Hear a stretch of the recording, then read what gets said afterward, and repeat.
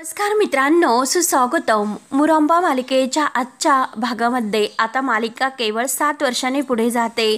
7 वर्षानंतर आपल्या रमा आणि अक्षय यांची मुलगी 7 वर्षाची होते आणि एक मोठी मुलगी अगदी देवासमोर नमस्कार करताना आता दाखवलेली असते. एक छान आणि गोंडस आता रमा आणि अक्षय यांची ही मुलगी असते.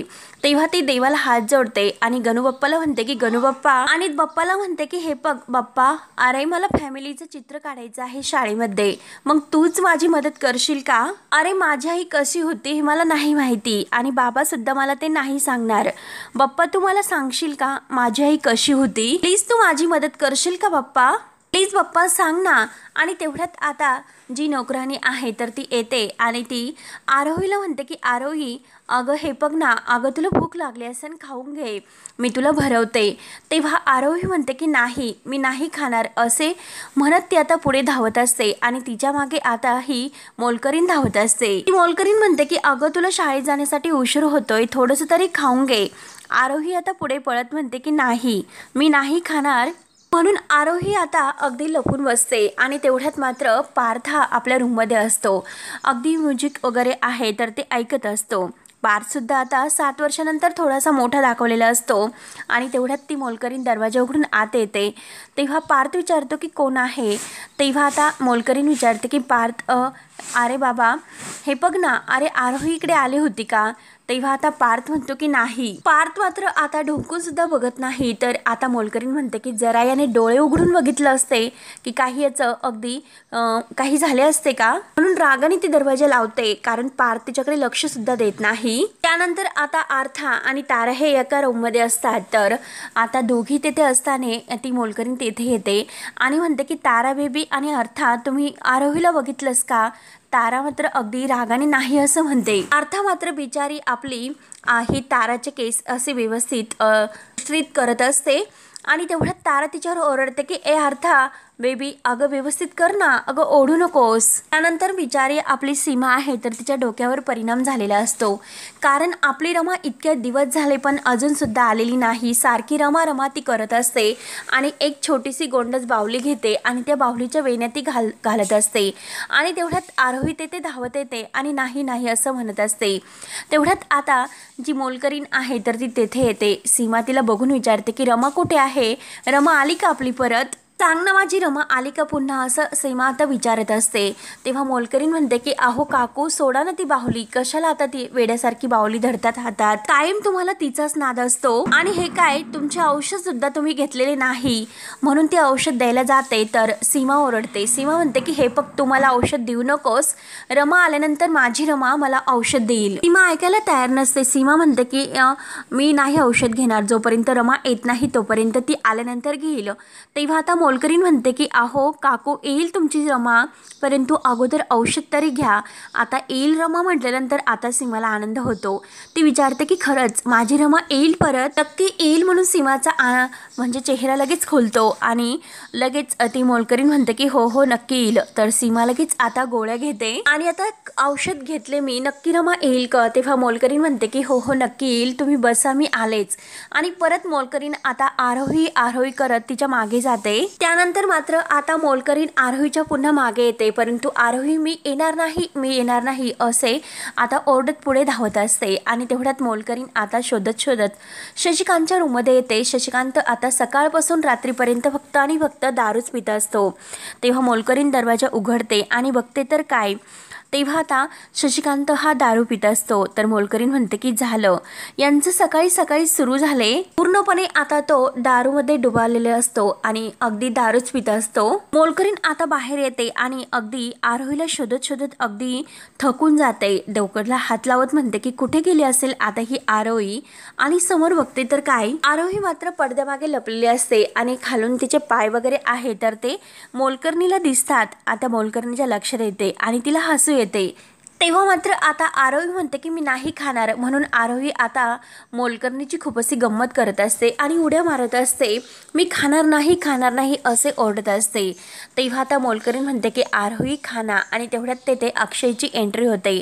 अक्षय आता सुद्धा खूप बदललेला असतो आणि अक्षय आता खुश होत म्हणतो की मला माहिती आहे की माझी आरोही माझ्याच हातून खाणार. बाबांना बघून आता आरोहीला खूप असा आनंद होतो. तेव्हा आता अक्षय हा आरोही जवळ येतो आणि छान असं पद्धतीने त्यांच्या दोघांमध्ये जे काही टॅचची पद्धत आहे तर त्यात एकमेकांना करून गुड मॉर्निंग बोलतात. तर मोलकरीण म्हणते की अक्षय भाऊजी, अहो तुम्हाला काम होते ना? तेव्हा आता लगेच अक्षय म्हणतो की हो, काम तर होते, परंतु माझ्या आरोहीपेक्षा मला दुसरं कोणतंही काम महत्त्वाचे नाही, मी तिला भरवतो. म्हणून अक्षय आता आपल्या स्वतःच्या हाताने मात्र आरोहीला काम मात्र बाजूला ठेवून अगदी भरवायला घेतो. तेव्हा आता मोलकरीण म्हणते की हो, मी माझी कामं आवरून घेते, आणि आता अक्षयला ती आरोहीला भरवण्यासाठी सांगते. अक्षय आणि आरोही एकमेकांबरोबर खूप खुश असतात. अक्षय म्हणतो की माझं गिफ्ट, आणि चल आता लगेच पटापट खाऊन घ्यायचं, कारण तुला सुद्धा आता जायचं आहे आणि मला सुद्धा जायचं आहे, त्यामुळे आपल्या दोघांना सुद्धा वेळ नाही, आणि चल पटकन आवरून घे. म्हणून तो आपल्या हाताने आरोहीला भरवतो, आणि भरवता भरवता तो आता आरोहीला विचारतो की माझं गिफ्ट. तेव्हा लगेच आरोही उठते आणि त्याच्या गालाचा गोडसा पापा घेते.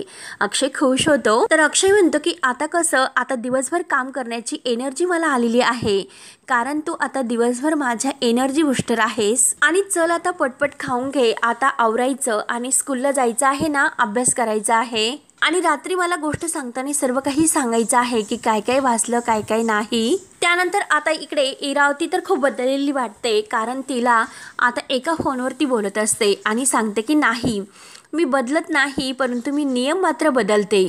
ऑफिसला कसे लॉक लागले होते तसं लॉक मात्र आता लवकरच या घराला सुद्धा लागायला हवे. काही गेले परंतु काही मात्र आहे इथे, आणि जोपर्यंत मी या घराला वेगळं करत नाही तोपर्यंत मात्र माझं काम काही पूर्ण होत नाही, तोपर्यंत मात्र मी इकडेच आहे. आणि तुझ्या लक्षात येते ना मी तुला काय म्हणते ते? आणि तेवढ्यात दरवाजा वाजतो. तेव्हा आता लगेच इरावती म्हणते की हो हो, कम इन, आणि तुला जे सांगितलेलं आहे ते मी लक्षात ठेव, तू सुद्धा लक्षात ठेव, असे आता फोनवर बोलता बोलता मोलकरीण इरावतीसाठी कॉफी घेऊन येते. तेव्हा आता कप जेव्हा बघते तर साधा कप असतो.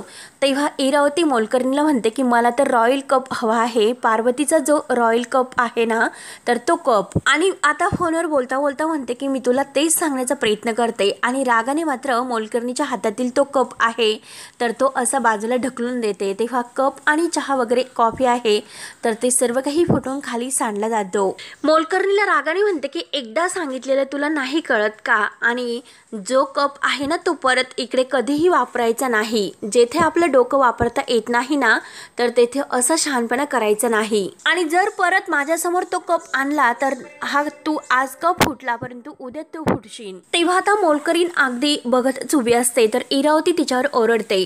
इरावती म्हणते की काय अगं, बघतच उभी राहणार का? क्लीन करण्यासाठी कोण घेऊन येणार? तेव्हा आता बिचारी मोलकरीण घाबरते आणि इरावतीचा तोरा काही वेगळाच असतो. अगदी मोठ्या आवाजात ती आता मोलकरणीवर ओरडते. मोलकरीण बिचारी धावतच आता ती साफसफाई करण्यासाठी घेऊन येते, आणि आता जो आपला फोन कंटिन्यू आहे तर तो फोन कंटिन्यू करते आणि फोनवर म्हणत असते की तुला सुद्धा कळले ना की मला कधी काय कधी हवं असतं आणि कोणला कधी कसं फोडायचं हे मला चांगलंच जमतं. आणि तेवढ्यात आरोही आता स्कूलला तयार होते आणि तेथून येत असते. तेथे मात्र चहा वगैरे तो सांडलेला असतो.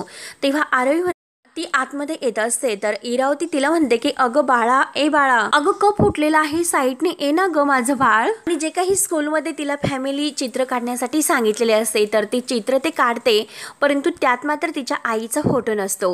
म्हणून तो इरावती जवळ येते आणि इरावती तिला तर जवळ घेते. अगदी म्हणजे मायेने तिला अगदी म्हणत असते की काय बाळा, अगं चित्र काढलंस, फॅमिली चित्र, आणि यात म्हणजे मी आहे का?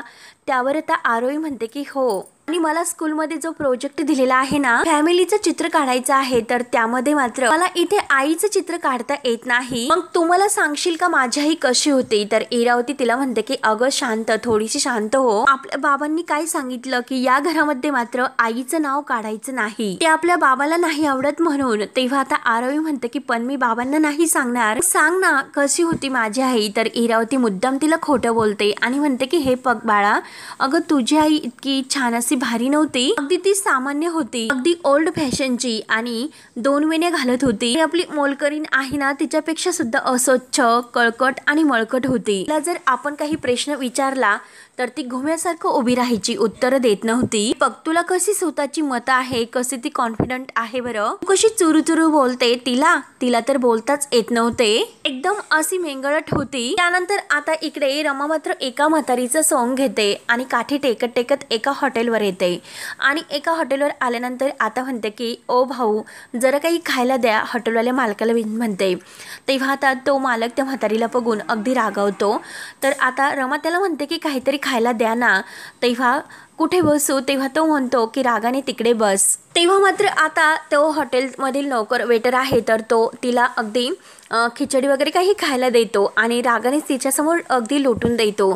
तेव्हा आता रमा इकडे तिकडे बघत असते.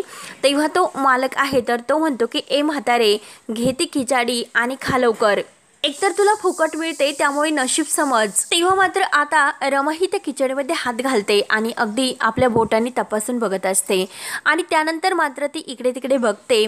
आता इकडे तिकडे बघितल्यानंतर मात्र तिला आता जेव्हा ती खिचडीचा एक घास खाते तेव्हा काहीतरी तिच्या लक्षात येते, म्हणून ती परत आता इकडे तिकडे बघत असते.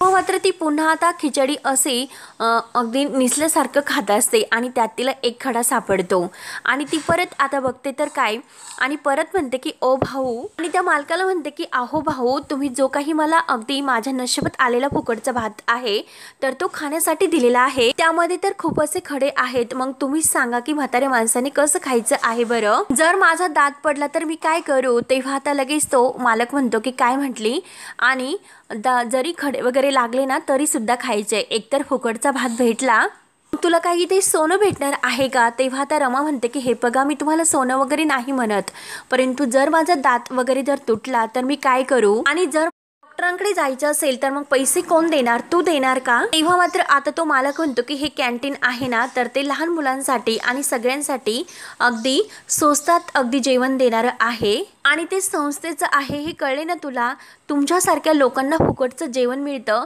हे तुमचं नशीब समजा आणि ही संस्था आम्हाला पैसे वगैरे देत नाही चांगलं चुंगलं करून घालण्यासाठी, त्यामुळे तुला खायचं असेल तर खा नाहीतर निघ बाहेर. त्यानंतर आता इकडे अक्षय आणि आरोही स्कूलमध्ये जायला निघतात. अक्षय आता आरोहीला स्कूलमध्ये सोडायला तिला गाडीमध्ये बसवतो.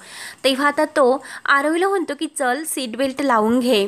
तेव्हा आरोही हो म्हणते आणि तेवढ्यात आता अक्षयला रमा आणि त्याची आठवण होते, कारण जेव्हा एकदा रमा आणि अक्षय बाहेर निघालेले असतात तर अक्षय आपल्या हाताने जो काही सीट बेल्ट लावत असतो ते क्षण आता त्याच्या डोळ्यासमोर येऊन रमाची त्याला आठवण होत असते. त्यानंतर आता अक्षय रमाची खूप आठवण येत असते आणि आरोहीमध्ये तो आपल्या रमाला शोधत असतो, कारण आरोही एकदम आता रमासारखी मस्त अगदी दिसत असते, सगळे हावभाव आपल्या रमाप्रमाणे असतात आणि अक्षय अगदी प्रेमाने तिची काळजी घेत असतो. आणि तेवढ्यात अक्षयला एक कॉल येतो, कारण गाडीचे हप्ते वेळेवर भरलेले नसतात, म्हणून आता तो माणूस अक्षयला म्हणत असतो की हे बघा अक्षय मुकादम, मी तुम्हाला अनेक वेळा सांगितले परंतु वेळेवर तुम्ही हप्ते भरले नाही, त्यामुळे तुमची गाडी आम्ही ओढून सुद्धा नेऊ शकतो. तेव्हा आता अक्षय म्हणतो की हो सर मला पूर्ण कल्पना आहे, मला पैसे भरायचेच आहेत आणि मी एका महत्त्वाच्या कामासाठी आणि पैसे गोळा झाल्यानंतर मी भरणारच आहे, परंतु मला थोडासा वेळ द्या. तेव्हा अक्षयला खूप टेन्शन येते. जर आरोही विचारते की काय झालं बाबा, कुणाचा फोन होता. तेव्हा आता अक्षय शांत होतो आणि अक्षय आता म्हणतो की कुणाचा नाही, अगं हे बघ एका कामाचा फोन होता, म्हणून अक्षय मुद्दाम तिच्याशी खोटं बोलतो आणि तो आता आरोहीला म्हणतो की अगं तू आहे ना माझी सुपरस्टार, माझी एनर्जी बूस्टर, त्यामुळे मला कसली कोणाची भीती आहे. हे बघ तू आहे माझ्याबरोबर स्ट्रॉंग अशी माझी सुपरस्टार, त्यामुळे मी कुणाला घाबरतो नाही, मी कुणाला घाबरत नाही. आणि चल मला माहिती आहे तू माझ्या सोबत आहे ना, मग चल आता निघायचं. एवढ्यात मात्र आता अक्षयचं लक्ष नसते. अक्षय मात्र ह्या टेन्शनमध्ये असतो, कारण गाडीचे हप्ते कसे भरायचेत. आता जी कंपनी आहे तर ती कंपनी सुद्धा व्यवस्थित चालत नाही, कारण इरावतीने सगळं काही अगदी खेळ करून ठेवलेला असतो, परंतु अजूनपर्यंत कुणाच्याच लक्षात काही आलेले नसते. तरी सुद्धा सगळेजण अजूनपर्यंत इरावतीच्या स्थालावर नाचत असतात आणि इरावतीचं सत्य अजूनपर्यंत काही समोर येत नाही. तर अक्षयला आता खूप टेन्शन असते की पैसे कसे भरायचेत, परंतु आरोही समोर मात्र तो नॉर्मल असण्याचा जाण्याचं नाटक करतो. परंतु आता त्याच अगदी टेन्शनमध्ये तो गाडीचा सीट बेल्ट लावण्याचं विसरतो. तेव्हा आता आरोही म्हणते की अरे बाबा, तू तर मला कायम सांगत असतो की तू सीट बेल्ट लावण्यासाठी विसरलीस, मग आज तू का सीट बेल्ट लावण्यासाठी विसरलास? अरे तू स्वतः सीट बेल्ट आज नाही लावलेला. आणि अक्षयला रमाची सुद्धा आठवण झालेली असते. त्याचे डोळे भरून येतात आणि लगेच तो आता सीट बेल्ट लावतो. आणि तेव्हा मात्र आता अक्षयने सीट बेल्ट लावल्यानंतर आरोही त्याला म्हणत असते की चल रे भोपळ्या टुन्नुक टुन्नुक. आता अक्षय डोळे भरून आता आपल्या आरोहीकडे बघत असतो. तेव्हा तो विचारात पडतो, सारखा विचार करत असतो. तेव्हा आता आरोही सारखी त्याच्याकडे बघत असते. तर आरोही त्याला विचारते की बाबा अरे काय झालं, कसला विचार करतोस? तेव्हा आता अक्षय म्हणतो की काही नाही, माझा भोपळा आणि माझा सीट बेल्ट सगळं काही अगदी जागच्या जागी आहे, त्यामुळे चल आता निघूयात, नाहीतर तुला शाळेला आणि मला इंटरव्ह्यू देण्यासाठी उशीर होईल. कारण अक्षय आता जी काही त्याची कंपनी होती तर ती कंपनी बंद पडलेली असते. इरावतीने आता त्या कंपनीला कुलूप ठोकलेलं असतं आणि हे तरीसुद्धा अक्षयचं त्यांच्या लक्षात येत नाही. त्यामुळे अक्षय मात्र आता दुसरीकडे अगदी जॉब शोधत असतो आणि त्याला इंटरव्ह्यूला जायचे असते. आणि चल ना आरोही, आता आपल्याला निघायला हवं, नाहीतर आपले सर दोघांवर सुद्धा ओरडतील. आरोही म्हणते की हो चला. त्यानंतर आता इकडे रमाला जी खिचडी खाण्यासाठी दिलेली असतात तर त्यात खूप खडे निघतात, म्हणून रमा त्या मालकाला म्हणते. तेव्हा तो मालक आता खूप चिडलेला असतो, खायचे असेल तर खा, नाहीतर निघ इथून. तेव्हा आता रमा त्याला म्हणते की अहो भाऊ, कशाला इतकं चिडतात, हे बघा शांत व्हा जरा. आणि खरं सांगतात का तुम्ही की संस्था तुम्हाला काहीच पैसे देत नाही का? आणि अण्णासाहेब तुम्हाला काहीच पैसे देत नाही का? तेव्हा तो आता माणूस म्हणत असतो की हो हो खरंच, ते काहीच पैसे देत नाही, मी तुम्हाला अगदी खरं सांगतो. आजपर्यंत मात्र त्यांनी फुटकी कवडी सुद्धा दिलेली नाही, आम्ही खरं बोलतो. तेव्हा रमा मात्र काहीतरी अगदी तेथे चेक करण्यासाठीच आलेली असते. ते सर्व काही ती आता आपल्या मोबाईलमध्ये रेकॉर्ड करून घेत असते. आणि जो मोबाईल आहे तर तो मात्र तिने आपली स्वतःची तेथे शॉल ठेवलेली असते, तर त्या शॉलमध्ये ठेवलेला असतो आणि रेकॉर्डचं जे काही आहे तर ते बटन ऑन करून ठेवलेले असते. तेव्हा आता तो माणूस अगदी बारकाईने बघत असतो, त्याचं लक्ष जाते. तेव्हा आता रमा ही आई ग म्हातारीचं अगदी सोंग घेऊन त्या आवाजात ओरडत असते आणि किंचाळत असते आणि परत शांत होते आणि परत म्हणते की भाऊ हे बघा, मी काय म्हणते, मी तर असं ऐकलं होतं की आपल्या संस्थेला उत्तम धान्य येतं आणि अण्णा भाऊ मात्र सगळं काही लक्ष देऊन करतात, म्हणून आता रमा जे काही जेवणाचे भांडे वगैरे आहे तर ते सगळे उचकते. तेव्हा तो आता मालक आहे तर तो घाबरतो. तेव्हा आता रमा ते सर्व चेक करून म्हणते की काय ही जेवणाची क्वालिटी आणि मधल्या मध्ये पैसे तुम्हीच खातात की काय? अण्णाभाऊ तर अगदी म्हणजे मदत करत असतात, मग तुम्ही असं साधं जेवण बनवून अगदी पैसे तुम्हीच खातात वाटतं. तेव्हा तो मालक आता खूप असा रागवतो आणि तो रमाला म्हणतो की हे बघ ए म्हातारे, तुला जे दिलेलं आहे ते तू खा गपचूप, आणि जर तुला खायचं नसेल तर चल निघ इथून. रमा मात्र काहीतरी उद्देशाने आणि काहीतरी आता हे कारनामे शोधण्यासाठी येथे आलेली असते आणि आता ते सगळं काही मोबाईलमध्ये ती रेकॉर्ड करून घेते. तेव्हा तो मालक तिच्यावर रागवतो, तुला जर खायचं नसेल तर येथून चालती हो. तेव्हा आता असं म्हटल्यानंतर रमा लगेच आपला पदर वगैरे आहे तर तो बाजूला घेते आणि त्याला आता आपले खरी ओळख दाखवते. पदर चांगला कमरेला खोचते आणि आपला डोळ्याचा चष्मा वगैरे काढून आता जी काही टेबलवर ठेवलेली ती थाळी वगैरे आहे तर ती घेते आणि जोरात आता एका सणकण हातामध्ये बिंगून तर त्या मालकाच्या तोंडाने ती थाळी त्याला मारते. तेव्हा मात्र आता तो मालक लगेच अगदी तिकडे जाऊन पडतो. रमा आता त्याची चांगली धुलाई करते. तेथील लोक मात्र आता हे सर्व बघत असतात. तेव्हा मात्र आता जेव्हा ती केसांचा टोक काढते तेव्हा मात्र आता तो कितका घाबरतो आणि तो लगेच म्हणतो की मॅडम तुम्ही, आरकी मॅडम तुम्ही इथे? तेव्हा आता रमा म्हणते की हो मी इथे, मॅडम इथे आहे आज, आणि काही प्रॉब्लेम आहे का तुम्हाला? आणि हे बघा आता मात्र तुम्ही जे काही बोललात ना ते सगळं काही माझ्याकडे रेकॉर्ड झालेले आहे.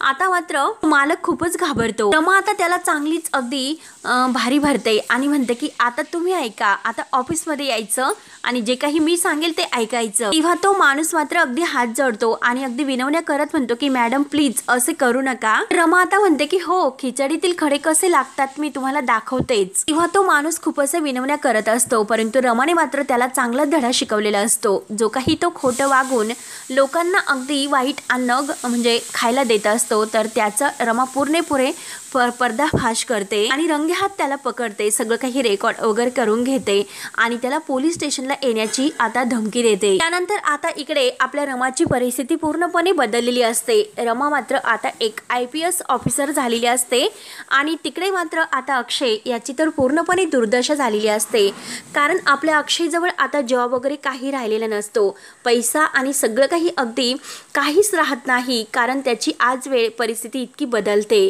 आज मात्र त्याच्याकडे गाडीचे हप्ते भरण्यासाठी पैसे राहत नाही आणि तो आता नोकरी शोधत असतो। तेव्हा मित्रांनो, अक्षयची ही रमा गेल्यानंतर दुर्दशा होते, परंतु रमाने आपल्या टॅलेंटवर खूप काही कमावलेलं असते। तर मित्रांनो, शेवटी हा भाग येथे संपतो। तर पुढील भागामध्ये अक्षय जेथे इंटरव्ह्यू देण्यासाठी आलेला असतो, तर तेथील जे काही हे साहेब आहे तर ते विचारतात की गेल्या 4 वर्षामध्ये तुम्ही 10 नोकऱ्या सोडल्या। तेव्हा आता अक्षय म्हणतो की आता परिस्थिती वेगळी होती, माझी मुलगी आहे तर ती माझ्यावर अवलंबून असते, म्हणजे मला सर्व काही तिचा सांभाळ करावा लागतो। तेव्हा मात्र आता जे साहेब आहे तर ते विचारतात की का असे, तुम्हाला बायको वगैरे नाही का? त्यानंतर अक्षय काही उत्तर देत नसतो। तर आता जो काही प्रोजेक्ट आता आरोहीला शाळेमध्ये दिलेला असतो, तेव्हा आता ती चित्र घेऊन ती शाळेमध्ये आलेली असते आणि तेवढ्यात एक मुलगा आता तिच्या हातातील ते चित्र हिसकावून घेतो आणि आता तो सगळ्यांच्या समोर आरोहीला चिडत असतो की हिच्या आईबद्दल काही माहिती नाही, कारण हिने प्रोजेक्टमध्ये हिच्या आईचा फोटो तर काढलेलाच नाही, चित्र तिचं नाही काढलेले, हिची जी काही फॅमिली ही चित्र आहे ना तर ते अर्धच आहे, म्हणून सर्वजण तिला चिडवतात। आरोही मात्र आता रडत असते आणि आता ती म्हणत असते की माझ्याकडे आता माझ्या आईचा एकही फोटो नाही, ती कशी दिसत असेल मला काही माहिती नाही। आणि त्यानंतर मात्र रमा इतकी सुंदर आणि मॉडर्न दाखवलेली असते की रमाचं ते रूप बघून अगदी सर्वजण इतके खुश होतील असे आता रमामध्ये चेंज झालेला असतो। तेव्हा मात्र जे अण्णासाहेब कर्णिक आहे तर रमा मात्र अगदी तेथे व्हिजिटवर आलेली असते आणि अण्णासाहेब कर्णिक आहे तर ते रमाला ओळून मागे बघत असतात। तेव्हा मात्र जे अण्णासाहेब कर्णिक आहे तर ते अगदी रमा तेथे रागातच आलेली असते आणि रागात आल्यानंतर ते अण्णासाहेब कर्णिक म्हणतात की आज मात्र आमच्या लेकीचा पारा खूप चढलेला दिसतोय, म्हणजे आता रमा इकडे आल्यानंतर रमामध्ये काय असा बदल झालेला आहे, कारण जे अण्णासाहेब कर्णिक आहे तर ते आपल्या रमाला अगदी लेकीप्रमाणे मानतात आणि तिला मुलगीच मानतात। नक्की आता काय ही नातं असेल, आता रमा ही 7 वर्षानंतर घर सोडून गेल्यानंतर तिच्या जीवनामध्ये काय नवीन असा भूतकाळ घडला असेल हे पाहण्यासाठी आता आपल्या चॅनलला मित्रांनो नक्की सबस्क्राईब करत राहा। धन्यवाद।